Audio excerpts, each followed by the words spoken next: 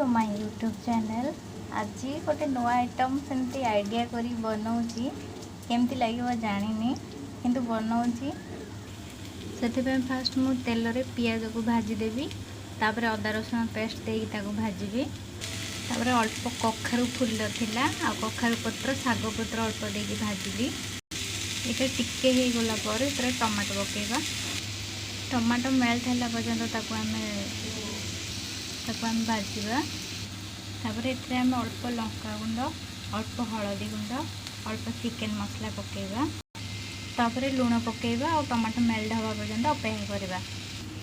Tomato आमर melt हो जाइए एवं मु अंडा आमलेट करके रखी से पकेली आ अल्प चिकेन पकड़ा करके रखी से पकेली यहाँ आमर हो आसलाणी से मुझे अल्प चिली सॉस अल्प टमाटो सॉस आ अल्प सोया सॉस दे देछि।